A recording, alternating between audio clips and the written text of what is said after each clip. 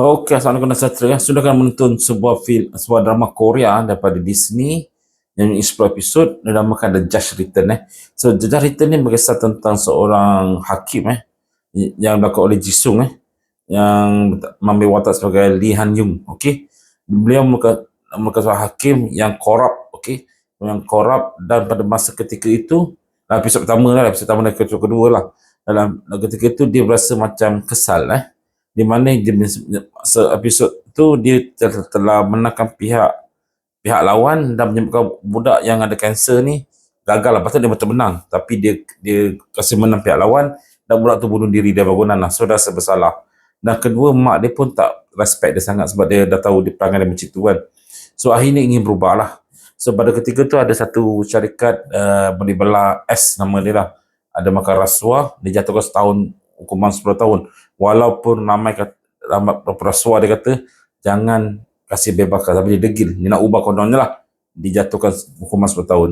So jadikan cerita dengan mak dia yang sakit, ada kanser, dengan budak yang lompat diri bunuh tu, dengan isteri dia yang tak hormat dia.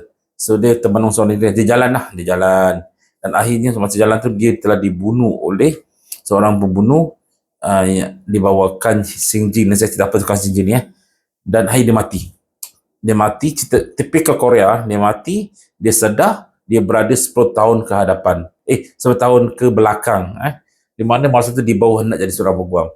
So dari situ dia memori lama masa dia lagi, dan dia bertekad untuk menjatuhkan syarikat boleh belah tu, serta menjatuhkan orang kata bapa mentua dia, cakap dengan Nahil yang telah membuat dia menjadi orang kata hakim yang korup. Dia tak nak korup lagi, dia nak cuba ubah. So bermulalah dia punya strategi So dalam kes ini dia nak tangkap sebenarnya Jang Tangsik ni lah, orang yang kena penjara 10 tahun ni lah. Itu kontraktor binaan 10 tahun. Tetapi dia ada cek dilindungi oleh pengurusi hakim. Pengurusi hakim nama Kang Sijing. Kang Sijing ni adalah seorang kata karismatik, penjahat karismatik lah. Di mana dia lah sebenarnya melakukan operasi untuk bunuh orang ni, untuk naik orang ni, untuk orang ni. Dan dia pula bekerja dengan bekas presiden Korea yang sebenarnya memegang tampuk kuasa di dalam Korea tersebut untuk rasuah lah, betul. So dari situ, alamak, Kang Sijing kata wow, dia harus melawan Kang Sijing, melawan dengan presiden lama. So Lee Hang Soo kata yang satu, inilah vision dia sekarang untuk membunuh, musnahkan mereka. So secara teknik dia telah kumpulkan ramai kawan dia lah, seorang pendakwa, 2 orang pendakwa, wartawan, kawan dia lah, gangster, buat satu kumpulan untuk jatuhkan kumpulan ni dan dia pula telah cuba baik dengan Kang Sijing ni lah, di mana dia ikut arahan dari Kang Sijing dan akhirnya dia berjaya dipilih untuk masuk ke dalam circle elit-elit ni oleh Kang Sijing, bawa dia ke sana. Okay, so dalam filem ni dalam cerita ni memang okey lah. Saya rasa dalam cerita ni memang nampak best lah. Memang nampak best, 8.3 per 10 ranking antara masa diberikan pada drama ni lah. Tapi untuk saya dia tak logik lah. Di mana dari segi adegan kita begitu dilanggar orang jahat ni, tumbang, langgar kereta, orang tak nampak boleh tangkap, masuk ke dalam kawasan binaan, gantung dia. Itu tu tak logik. Okey, sebab dia bukan orang kata ketua gangster apa, dia hanya kawan saja boleh buat tu. Kedua, di mana dia membuat orang kata syarikat palsu dengan cepat ni kan, boleh printing pamphlet untuk dia nak tipu satu hakim tu lah, untuk melabur buat syarikat pelaporan palsu untuk tipu hakim tu dengan masa yang cepat. Pun saya tengok tak logik jugalah.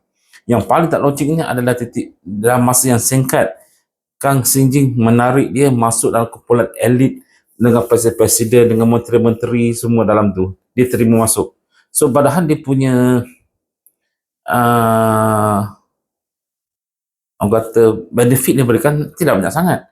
Dia tak ada macam benefit yang tinggi pun, cuma Kang Sijing percaya dengan dia. So dia diterima masuk dalam lingkaran tersebut lah. Dari situ dia dapatlah tahu menteri ni, menteri semua. So dari segi logik filem ni saya tengok tidak begitu logik. Okay, Kalau kita buang kelogikan tersebut, cerita ni memang cukup menarik lah. Untuk saya, it's not nice lah. Baik saya tonton cerita Made in Korea, nampak logik. Cerita Korea yang tengah meletup juga, cerita tentang agent-agent ni lah. Saya bandingkan dua ni, jalan cerita dia Made in Korea lagi bagus dan logik berbanding dengan filem The Just Return ni. Untuk saya sebuah filem yang menarik, kelakar juga, tetapi tak logik. Bayangkan kau baru join orang tu 5-6 bulan, tiba-tiba orang tu masuk kau jadi circle elite class tau. Tiba masuk dengan pakaian, ingatnya bukan pakai coat, handsome dengan pakaian serabai dia.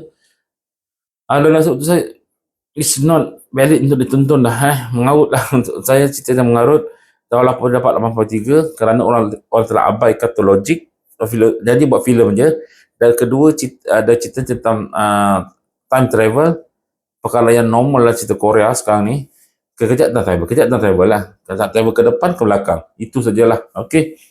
Saya kasih rating dalam 5/10 lah untuk saya personally. Kalau anda berminat dengan pelakon dia, dengan cerita, saya betul, jika berminat dengan cerita dia, jalan cerita, okay.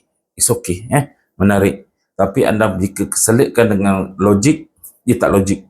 Semua ni macam best-best dia buat, semua jadi. Semua dia buat jadi. Apa yang buat semua tak jadi.